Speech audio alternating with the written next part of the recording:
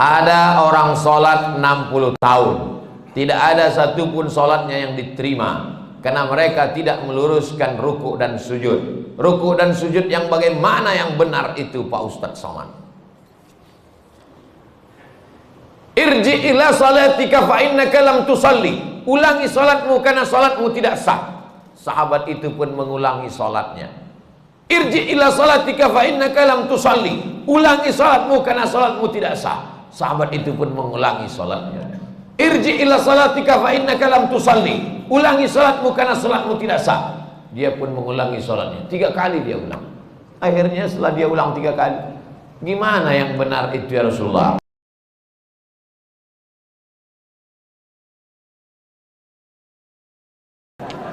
Kita akan jawab beberapa pertanyaan dari tanpa nama. Bagaimana adabnya bila imam setelah sholat fardu membaca zikir yang keras, tapi masih ada jamaah yang masbuk? Tashwish, mengganggu.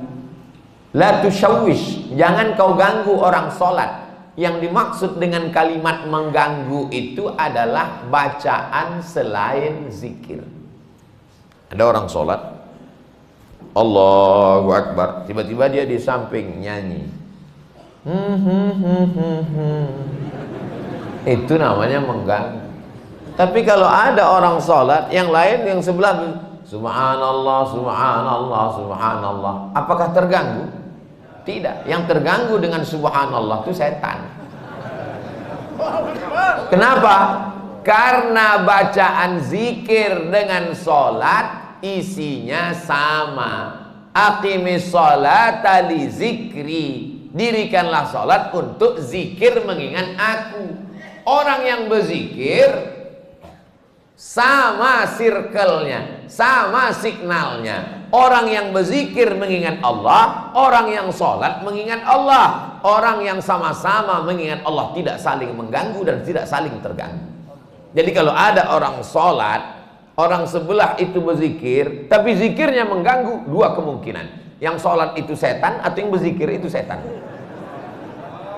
Dia udah tahu bahwa zikir itu tidak terlalu kuat, tidak terlalu pelan. Subhanallah, subhanallah. Udah tahu ada orang sholat, kuat-kuat matanya ke situ lah. Subhanallah, subhan. Ini setan. Ini setan yang sedang berzikir. Pak Ustadz, zikir setelah selesai sholat itu kan zikirnya sir. Itu menurut mazhab Syafi'i. Zikirnya jahar, mazhab muridnya Imam Syafi'i, namanya Hambali, Imam Ahmad bin Hambal. Menurut mazhab Syafi'i, berzikir itu jahar sementara makmumnya tahu. Kalau makmumnya sudah tahu, zikirnya sir. Maka di sebagian masjid zikirnya sir. Pas imam ditanya, Pak Imam zikirnya kok enggak jahar? Makmumnya udah tahu. Ustadz Somad kalau jadi imam bacanya, saya kalau jadi imam zikir saya jahar. Kenapa Ustadz nggak baca sir? Karena makmum saya ada 3 orang nggak tahu. Yang pertama anak kecil, dia nggak tahu. Yang kedua mu'alaf baru masuk Islam. Yang ketiga orang tua, udah tahu cuman lupa. Maka mereka dikasih tahu. Anak-anak ini pulang ke rumah, nanti ditanya sama emaknya, nah zikir di masjid tadi apa? Tapi kalau saya zikir kuat, dia tahu subhanallah, subhanallah, tapi tidak terlalu kuat. Nggak mungkin juga orang di masjid zikir sampai subhanallah, subhanallah. Kau zikir apa ngamuk?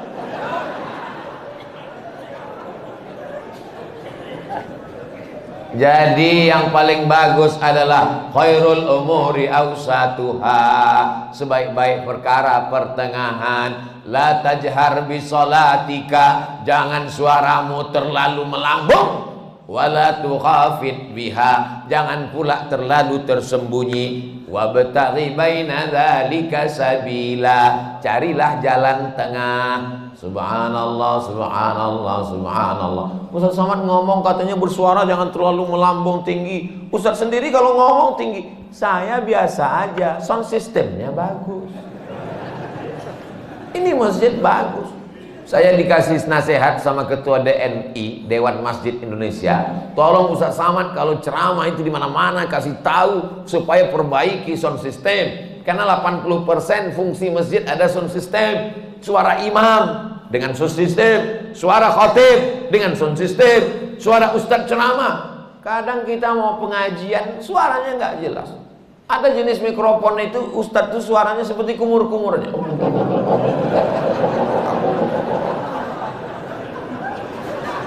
Tapi di masjid Darul Hamid, Baitul Hamid, bait rumah, Hamid rumah orang yang memuji Allah, rumah yang terpuji. Masya Allah, tenang, sound sistemnya mantap, cuman agak panas saja dikit.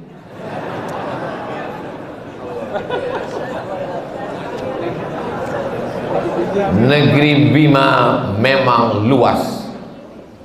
Pergi memancing ke Pulau Buru. Mengapa terasa panas? Karena Ustadz pakai baju baru.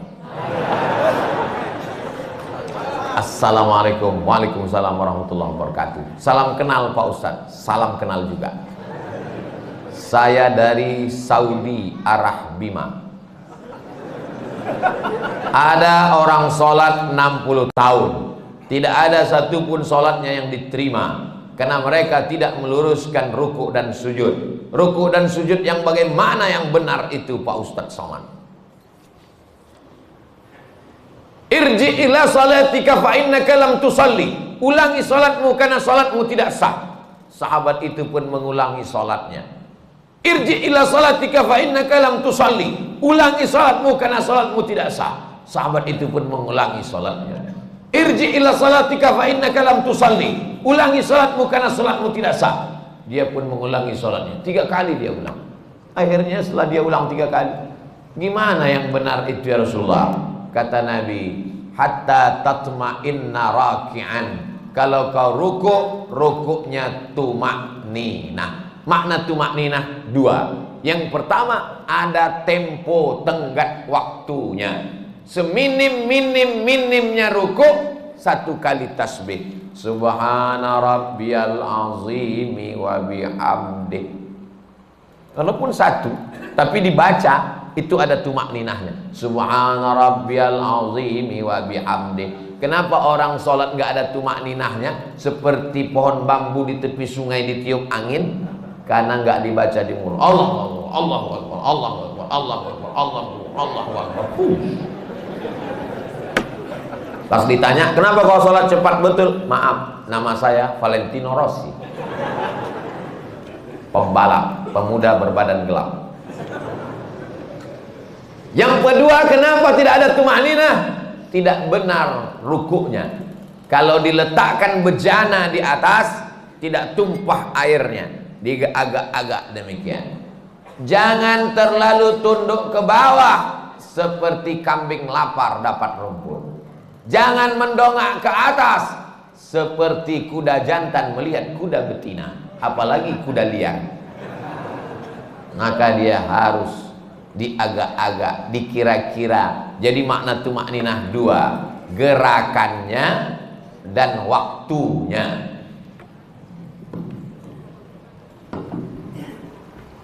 Allahu Akbar. Subhana rabbiyal azimi wa bihamdihi. Subhana rabbiyal azim. Tidak terlalu menunduk ke bawah, tidak terlalu mendongak. Jangan rukuknya mendongak. Lalu kemudian sujud hatta tatma'inna sajidan. Kalau engkau sujud, sujudnya juga tumaknina. Ujung kaki 2, ujung lutut 2, tapak tangan 2, kening 1, nggak ada orang keningnya 2, nempel ke bawah. Ini kening. Apakah hidung juga wajib disentuhkan? Kening ke lantai wajib, hidung mustahab, dianjurkan. Yang paling bagus hidung. Cuman beda kita dengan orang Arab. Orang Arab tuh nggak terlalu terpaksa, kena dia. Kita memang agak kita paksakan dia. Mohon maaf, yang besek jangan tersinggung. Ini saya cerita tentang saya nih maksudnya. Jadi masalah hidung kena itu mustahab, dianjurkan. Bagaimana kalau orang pakai peci sampai keningnya tertutup? Ada orang pakai peci gitu. Makanya sebagian orang kadang kalau mau sholat dinaikkannya ke atas, supaya menempel ke bawah. Afdolnya demikian. Bagaimana kalau ada orang keningnya tertutup? Maka sesungguhnya kain pada bagian tubuh yang menutupi tidak membatalkan sholat. Mana dalilnya? Karena ada seorang sahabat Nabi sedang sholat, dia ambil ujung jubahnya, dia tutupkan ke atas pasir, karena dia tidak mau keningnya menempel ke pasir karena panas, terik, nggak ada sajadah. Sholat dia, pas mau sujud, ujung jubahnya dia sujud di atas. Itu dalil boleh menempelkan ke kain yang menempel ke badan, tapi kurang afdal. Yang afdal adalah menyentuh. Begitu yang diajarkan Nabi. Kenapa orang bisa tasbihnya itu cepat sekali? Karena tidak diucapkan di mulut. Kalau diucapkan di mulut pasti pelan. Subhana rabbiyal a'la wa bihamdi. Subhana rabbiyal a'la. Subhanakallahumma wa bihamdika. Tasbih kita pelan itu karena diucapkan. Subhanallah, subhanallah, subhanallah, subhanallah. Jadi kalau ada bapak ibu lihat ada orang cepat sekali, itu karena nggak diucapkan. Nggak diucapkan.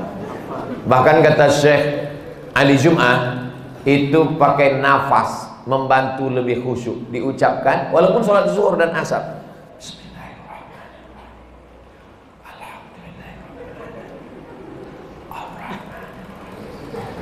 Pakai nafas dan diucapkan. Apakah Nabi itu kalau sholat mulutnya bergerak? Ditanya kepada sahabat Nabi namanya Khabbab ibnul Af. Ya Khabbab, ya. Nabi itu kalau sholat mulutnya bergerak. Ya. Dari mana kamu tahu?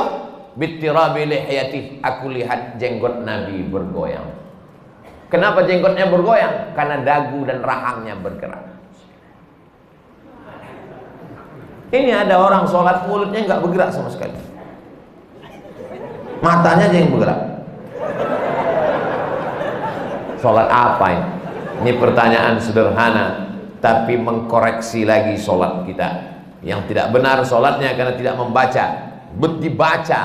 Dibaca qiraah itu artinya membaca. Sedangkan orang yang baca mulutnya nggak bergerak itu namanya mutola'ah. Itu beda dalam bahasa Arab. Kalau bergerak membaca, makanya qiraatul Fatihah membaca. Bismillahirrahmanirrahim. At-tahiyatul mubarakatus shalawatut thayyibat. Assalamu alayka ayyuhan nabiyyu wa rahmatullahi wa barakatuh. Wassalamu alayna wa ala ibadillahi sholihin. Asyhadu an la ilaha illallah wa asyhadu anna Muhammadar Rasulullah. Allahumma shalli ala sayyidina Muhammad wa ala ali sayyidina Muhammad. Sampai fil alamin innaka Hamidum Majid. Allahumma ighfir li ma qaddamtu wa ma akhartu wa ma asrartu wa ma a'lantu wa ma asraftu wa ma anta a'lamu bihi minni antal muqaddim wa antal muakhir. La ilaha illa anta subhanaka inni kuntu minadh dhalimin.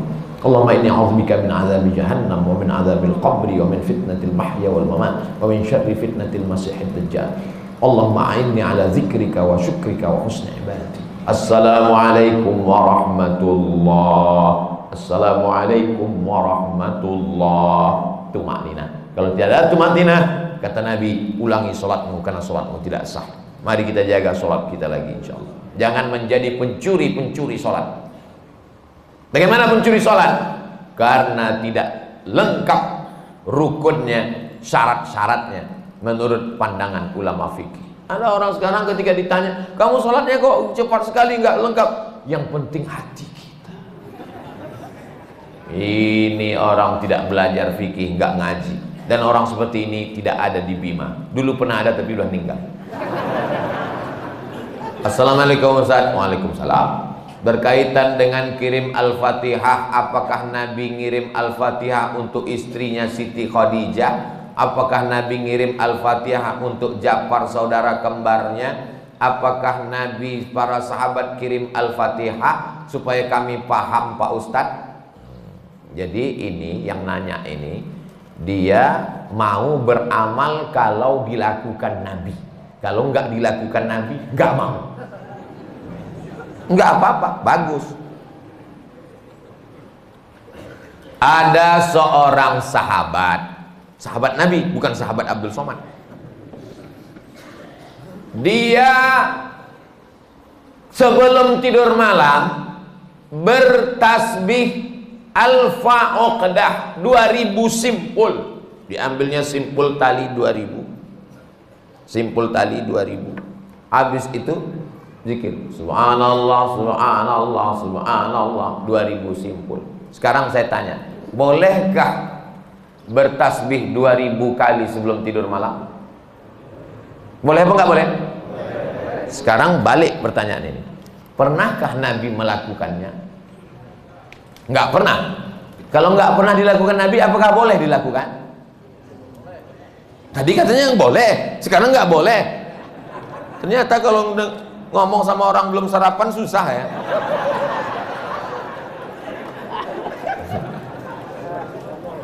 Oke, contoh kasus yang kedua. Ada seorang imam mazhab. Tadi yang bertasbih 2000 kali sebelum tidur itu sahabat Nabi, namanya Abu Hurairah. Sahabat Nabi. Di mana bisa dibaca biografinya? Dalam kitab Syiar A'lam An-Nubala. Siapa yang nulis? Imam Az-Zahabi, Imam Ahlus Sunnah wal Jamaah. Contoh yang kedua. Da'autu lisyafi'i fi salati arba'ina sanah. Saya mendoakan guru saya Imam Syafi'i fi salati, dalam salat saya arba'ina sanah, 40 tahun. Rabbi firli wali walidayya wali Muhammad bin Idris Asy-Syafi'i. Bolehkah mendoakan Imam Syafi'i 40 tahun? Boleh. Sekarang pakai logika ini. Pernahkah dilakukan Nabi? Nggak pernah. Kalau nggak pernah dilakukan Nabi berarti nggak boleh. Ini pertanyaan tingkat tinggi. Apakah mesti disyaratkan, mesti dilakukan Nabi dan sahabat? Puasa Nabi Daud, pernahkah Nabi melaksanakan puasa Nabi Daud secara berterusan? Yasumu yauman wa yuftiru yauman? Nggak pernah. Tapi Nabi memujinya. Apa kata Nabi? Ahabbu saum ilallah saumi Daud. Puasa yang paling bagus adalah puasa Nabi Daud. Nabi tak pernah melakukannya. Jadi sunnah ada 3. Yang pertama sunnah fi'liyah, Nabi melakukannya. Yang kedua sunnah qauliyah, Nabi mengucapkannya tapi Nabi tak melakukannya. Ada jenis yang ketiga, sunnah takririyah, Nabi tidak melakukannya, Nabi tidak mengucapkannya, dilakukan orang lain, disetujui Nabi. Mana contohnya? Sami Allahu liman hamidah, Nabi mengajarkan Rabbana lakal hamdu mil'us samawati wa mil'ul ardi wa mil'u ma syi'ta min syai'in ba'du. Tapi ada satu sahabat bacaannya lain. Sami Allahu liman hamidah, Rabbana lakal hamdu hamdan thayyiban mubarakan fi. Selesai salat Nabi tanya, siapa tadi yang baca alhamdulillah hamdan thayyiban katsiran mubarakan fi? Aku enggak pernah ajarkan. Aku ya Rasulullah. Apakah Nabi marah? Aku enggak pernah melakukannya. Kenapa kamu pandai-pandai buat doa itu? Kau masuk neraka jahanam. Apa kata Nabi? Apa kata Nabi? Ra'aitu bid'an wa salasuna malakan yabtadirun. Aku lihat 39 malaikat turun dari pintu langit ingin mencatat doa yang kau baca. Enggak pernah dibaca Nabi. Begitu juga dengan Allahu Akbar kabira. Diriwayatkan oleh Abdullah bin Umar bin Khattab. Nabi mengajarkan Allahumma ba'id baini wa baina khatayaya kama ba'adta bainal masyriqi wal maghrib. Sahih Bukhari. Allahu Akbar kabira ada juga dalam Sahih Bukhari. Nabi tidak pernah mengucapkannya. Siapa yang membaca itu? Sahabat. Allahu Akbar. Tiba-tiba ada sahabat di belakang. Allahu Akbar kabira walhamdulillahi katsira wa subhanallahi bukratan wa asila. Titik. Wajhatu wajhiyya itu iftitah lain. Selesai salat Nabi tanya, siapa tadi yang baca Allahu Akbar kabira? Ana ya Rasulullah. Apa kata Nabi? Futihat abwabus sama, terbuka pintu-pintu langit, malaikat turun mencatat doa yang kau baca. Ini jenis takriri.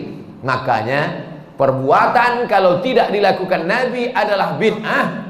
Betul kata Imam Syafi'i, kalau dia bertentangan dengan syariah.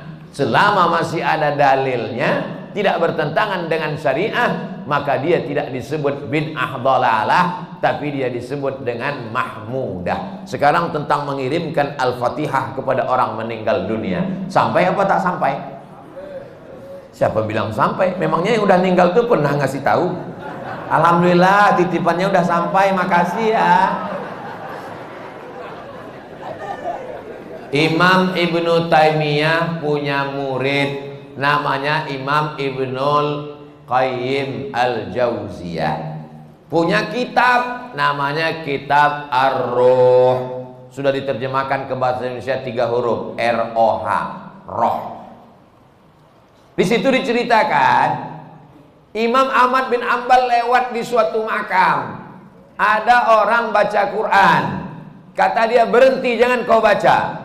Lalu disebutkanlah sanad-sanadnya bahwa membaca Quran itu untuk orang meninggal dunia tidak terlarang. Tentang kitab roh ini tidak diragukan, karena ada seorang dapat gelar doktor gara-gara meneliti kitab roh. Namanya Dr. Bassam dari Kuwait. Umar bin Khattab punya anak laki-laki namanya Abdullah bin Umar bin Khattab. Dia pesan, kalau aku meninggal dunia, nanti bacakan di atas makamku pangkal Al-Baqarah 5 ayat sampai wa ulaika humul muflihun, dan ujung Al-Baqarah 3 ayat lillahi ma fis samawati sampai habis. Pesan Abdullah bin Umar bin Khattab kepada orang, nanti kalau aku sudah meninggal. Berdasarkan itu Imam Nawawi meninggal tahun 676 dari kalangan mazhab Syafi'i, dalam kitab Al-Azkar mengatakan, wa in khatimul Qur'ana fahuwa hasanun. Seafdal-afdalnya dibacakan sekhatam Al-Qur'an. Kalau tidak sanggup sekhatam Al-Qur'an, likulli syai'in qalbun, segala sesuatu punya hati. Wa qalbul Qur'an Yasin, hatinya Al-Qur'an adalah Yasin. Enggak sanggup juga Ummul Quran Al-Fatihah. Itulah dia dalil-dalil orang yang membacakan Quran. Kalau enggak setuju, jangan salahkan orang karena orang punya dalil. Saya enggak setuju, enggak usah lakukan. Yang tidak boleh itu adalah tidak ada ulama satupun yang membolehkan, dia membuat sendiri. Nah, itu enggak boleh. Imam Nawawi, ini Imam Nawawi bukan imam sembarangan. Dia bukan selevel Imam Samudra, apalagi Imam S. Arifin. Imam Nawawi, kalau kita baca kitab pertama Sahih Bukhari, di bawah Sahih Bukhari Sahih Muslim. Imam Muslim muridnya Imam Bukhari. Kalau kita baca Sahih Muslim kita nggak paham, kita mesti baca kitab Al-Minhaj Syarah Sahih Muslim Ibn Al-Hajjaj Imam Nawawi. Imam Nawawi itu dalam kitab fikih, kitab besar Al-Majmu' Syarah Muhazzab, Raudatul Talibin wa Umdatul Muftin. Saya ngajar hadis arba'in, hadis paling sedikit kecil arba'in, Imam Nawawi. Hatam arba'in naik kitab Riyadus Shalihin, Imam Nawawi. Hatam Riyadus Shalihin naik lagi kitab Al-Azkar, Imam Nawawi.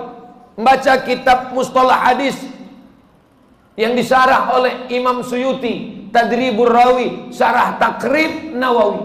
Imam besar. Apa kata Imam Nawawi? Mengomentari hadis tentang pelepah korma. Nabi membelah pelepah korma, ditusukkannya ke makam. Apa kata Nabi? Kalau tasbih pelepah korma saja sampai, apalagi bacaan Quran orang beriman. Nah, jadi pertanyaan ini memang simple, tapi ini ingin menggali dan menguji isi kepala Abdul Somad. Enggak apa-apa. Kalau nggak setuju, nggak usah lakukan, tapi jangan salahkan, karena nanti takutnya di akhirat ketemu dengan Imam Nawawi malu. Banyak yang meremehkan merapatkan shop. Mohon pencerahannya Pak Ustadz. Man qata'a shaffan qata'ahullah. Siapa yang memutuskan shop, maka Allah memutuskan hubungan dengan dia. 2. Sawwus sufuf, luruskan shop. Fa inna taswiyatas sufuh min tamamis shalah. Sempurnanya salat karena sempurnanya shop. 3. Fa inna taswiyatas sufuh min iqamatis shalah. Sempurnanya shop, tegaknya salat. Berarti kalau shop tidak lurus, tidak tegak salat. Yang keempat, la takhtalifu fakhtalafat qulubukum. Jangan sampai shop kamu bengkok karena hati kamu menjadi bengkok. Yang kelima, kalau ada celah, saddul furaj, tutup celah. Saddul halal, tutup celah. Celah kaki tutup. kaki rapat dengan kaki, bahu rapat dengan bahu. Bahu rapat dengan bahu nggak masalah. Bahu saya dengan bahu bapak karena ada lapis, apalagi baju baru ini nggak terlalu terasa.